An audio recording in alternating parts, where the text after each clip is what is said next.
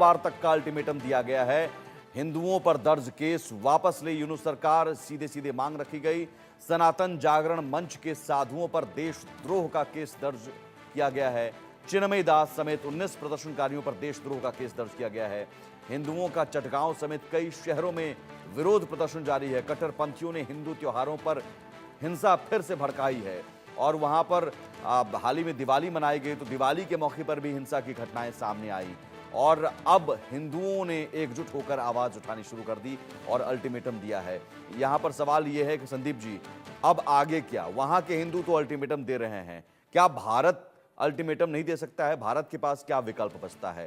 क्या वो देखते रहे, भारत देखता रहे ऐसा हिंदुओं पर होता रहा, हमला होते रहे, नहीं या देखिए, हिंदुओं की मैंने आवाज फिर अगर से उठ रही है तो हमारा क्या रिएक्शन होना चाहिए स्ट्रांग? देखिए, जहां तक आप भारत की बात करते हैं तो एज ए राष्ट्र, जब भारत दुनिया के वॉर जोन में जाकर के पीस मेकर के रूप में बात कर इमर्ज हो रहा है, और भारत की अपनी एक विश्वसनीयता है।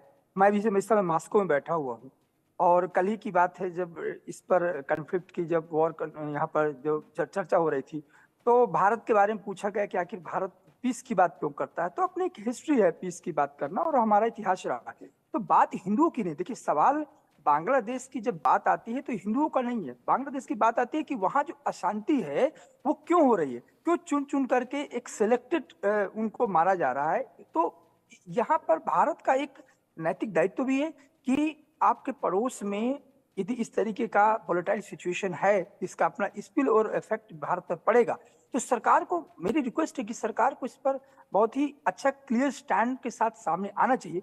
उस समय जब हम रशिया यूक्रेन कॉन्फ्लिक्ट को दूर करने की बात करते हैं, उस समय जब हम गाजा कॉन्फ्लिक्ट में मीडिएटर की बात करते हैं, तो हमारे पड़ोस देश में यदि ऐसा हो रहा है और अल्टीमेटम देना चाहिए यूनुस खान को, मोहम्मद यूनुस को, कि देखिए अंतरिम गवर्नमेंट में आप कठपुतला बन करके आप ऐसे नहीं बैठ सकते हैं कि सेडिशन चार्ज लगाए जा रहे हैं और इसके बाद आप कह दी कि नहीं हमारे हाथ में कुछ नहीं। यदि आपके हाथ में कुछ नहीं है तो 1971 का इतिहास भी मालूम होना चाहिए कि यही देश ने जाकर के फिर बांग्लादेश को संभाला। तो भारत को कहीं ना कहीं एक थोड़ा सा एक बहुत ही एक बोल्ड स्टेप के साथ, बोल्ड एक्शन के साथ आना होगा। और मुझे लगता है कि सरकार इस बार भी सोच भी रही होगी, और इसके पहले भी हमने अगस्त में जब हुआ था तो सरकार का इंटरफेरेंस रहा है और सरकार ने अपील भी की थी, पार्लियामेंट में भी अपील की गई थी कि वहां पर जो हो रहा है उस पर हमारी नजर है। तो मुझे लगता है कि इस पर भी जो हो रहा है इस पर सरकार की नजर होगी और कूटनीति के माध्यम से अमेरिका जब दबाव डाल रहा है, अमेरिका ये आवाज दे रहा है, तो मुझे लगता है भारत को डिप्लोमेटिक स्तर पर बांग्लादेश इतना बड़ा इशू नहीं है। बहुत सी छोटी सी चीज है भारत के लिए। भारत इतने बड़े डिप्लोमेटिक डिलेमा चैलेंजेस को इस समय फेस किया है और टैकल भी किया है। हमने G20 में दिखाया कंसेंसस क्या होता है दुनिया के सामने। तो बांग्लादेश का बहुत बड़ा इशू नहीं। मुझे लगता है कि इंटरनेशनली आप अपने देश की बात छोड़िए, यदि देश में कंसेंसस नहीं बन रहा है तो कोई बात नहीं, आप इंटरनेशनली एक दबाव बना करके इन पर बांग्लादेश की गवर्नमेंट पर एक अच्छा दबाव बनाया जा सकता है। क्योंकि आइसोलेट यदि आप एक बार कर दिए बांग्लादेश को, उसकी इकोनॉमी को आइसोलेट नहीं तो कर दिए, वही तो ये संजीत बहुत जी जो कह रहे हैं कि यहां से कोशिश कम से कम, एक तो क्रिकेट आप खेल रहे हैं, ये क्या है? देखिए यही एक आइसोलेट करने की इस पर बात आऊंगा, अगर है तो शुरुआत क्रिकेट से ही हो जानी चाहिए थी।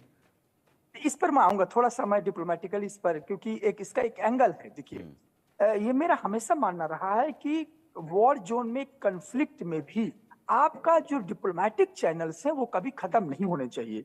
और यही कारण है कि किसी माध्यम से क्रिकेट खेलना, ये मतलब ये नहीं है कि हम उनसे दोस्ती कर लिए, ये इंगेजिंग होता है कि हम शायद क्रिकेट डिप्लोमेसी से इंगेज करके अपने जो टेंशन्स को शायद डिफ्यूज कर पाए। तो मुझे नहीं लगता कि क्रिकेट खेलना, एक ना खेलने से चीजें रुक जाएंगी। ये कंसेप्ट डिप्लोमेसी में नहीं लेकिन होना सर चाहिए। वहां हमें पर जो हिंदू सड़कों पर उतरे हैं, आप समझिए कि इसका मतलब है कि धैर्य जवाब दे चुका है। अब आप कूटनीति के जरिए या क्रिकेट डिप्लोमेसी के जरिए आप जो भी कदम उठाएं, वक्त नहीं है। वहां के हिंदू अब पेशेंस नहीं रख पा रहे हैं। ये तो सवाल है।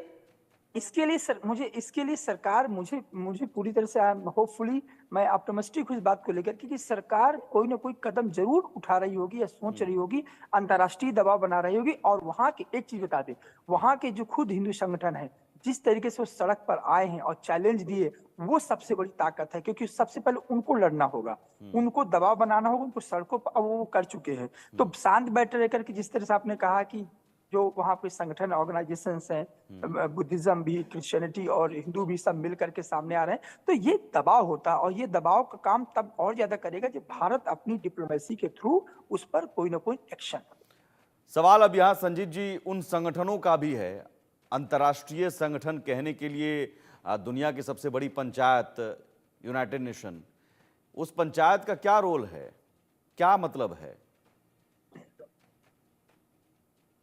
सुमित जी, सबसे पहले तो मैं आपको ये बताऊं कि वो तो जो यूनाइटेड नेशन है वो एक डिफंक्ट ऑर्गेनाइजेशन है, उसकी कोई नहीं सुनता। यूक्रेन रशिया की लड़ाई चल रही है, बंद नहीं हुई। इसराइल की और हिजबुल्लाह, हमास और ईरान का झगड़ा चल रहा, वो नहीं रोक पाया। मेरा पॉइंट जो अभी पहले वाले प्रवक्ता जी बोल रहे थे, मैं उनसे थोड़ा सहमत नहीं हूं। मैं सहमत इसलिए नहीं हूं कि डिप्लोमेसी एक अपनी जगह है, लेकिन डिप्लोमेसी का मतलब नहीं कि आप इतना धैर्य रखें कि वो धैर्य रखते रखते इतना ज्यादा नुकसान हो जाए कि उसके बाद आपका धैर्य किसी काम का ना रहे। जी, हमने पाकिस्तान के साथ ये पॉलिसी बहुत दिन तक चलाए रखी कि जी क्रिकेट डिप्लोमेसी खेलना चाहिए, पीपल पीपल कांटेक्ट होना चाहिए, वहां के एक्टर हमारे यहाँ बॉलीवुड में आके एक्टिंग करें, वो बहुत करके देख लिया और आपको पता है कि उसका अंजाम आज क्या है। कुछ कामयाबी आपकी क्रिकेट डिप्लोमेसी कोई कामयाबी नहीं हुई। जब तक आप किसी को अपना डिस्प्लेजर नहीं शो करोगे तब तक उसको इस चीज का एहसास नहीं होगा कि वहां पे कुछ गलत हो रहा है। Number one. नंबर टू, जो बांग्लादेश की ऑर्गेनाइजेशन है, बुद्धिस्ट, क्रिश्चियन, हिंदू मिलके ये जो प्रदर्शन कर रहे हैं, मैं कहता हूं ये भारत के जो इतने बड़े बड़े बाबरी मस्जिद तोड़ दें, वो कर दें, विश्व हिंदू परिषद है, बजरंग दल है, ये क्या कर रहे हैं? एटलीस्ट मैं ये नहीं कर रहा कि तुम जो है यहाँ पे कुछ लड़ाई दंगे करो, एटलीस्ट पीसफुल प्रोटेस्ट करके तो भारत में जगह जगह पे पीसफुल प्रोटेस्ट करो, ताकि अखबारों में, मीडिया में, इंटरनेशनल मीडिया में आए कि बांग्लादेश में जो हिंदुओं के साथ हो रहा है उसके लिए भारत में बहुत ज्यादा प्रदर्शन हो रहे हैं। उससे क्या होगा? उससे जो इंटरनेशनल जो ऑर्गेनाइजेशंस हैं या इंटरनेशनल जो वर्ल्ड लीडर्स हैं उनको पता लगेगा। उसके बाद जो है भारत की सरकार को कुछ होगा। भारत की सरकार सिर्फ उसको जो वॉच कर रहे हैं, जी हम उसको ऑब्जर्व कर रहे हैं, हम उसको देख रहे हैं। देखने से एक अगर काम चलता तो इजराइल बिल्कुल पेशेंस खत्म हो चुका है, 70 साल पहले ही खत्म हो गया होता। बिल्कुल पेशेंस तो खत्म हो चुका है, धैर्य जवाब दे हमको चुका है। सॉफ्ट स्टेट की जगह अब थोड़ा हार्ड पॉलिसी इख्तियार करनी पड़ेगी। डिप्लोमेसी अपनी वो जगह हार्ड है। पॉलिसी में क्या सब हो सकता है? हार्ड पॉलिसी मैंने आपको बताया है, सबसे पहले बांग्लादेश के साथ अपने डिप्लोमेटिक चैनल, लेकिन ये जो है ना जो पीपल टू पीपल कांटेक्ट, ये क्रिकेट की इस डिप्लोमेसी, इसको पहले बंद करना चाहिए, नंबर वन। नंबर टू, जो भारत में जो भारत के लोग हैं, मैं ये नहीं कह रहा कि हिंदू, मैं कहता हूं भारत का हिंदू, मुसलमान, सिख, ईसाई सबको प्रदर्शन करना चाहिए। गांव से लेके जिले से लेके स्टेट से लेके शहर, वहां पे सेंटर तक प्रदर्शन होने चाहिए और उसमें यह दिखाना चाहिए कि कोई भी माइनॉरिटी अगर हमारे पड़ोस में है, अगर उसके साथ अत्याचार हो रहा है तो हम उसके खिलाफ हैं और हम पीसफुल प्रदर्शन करें। दूसरा।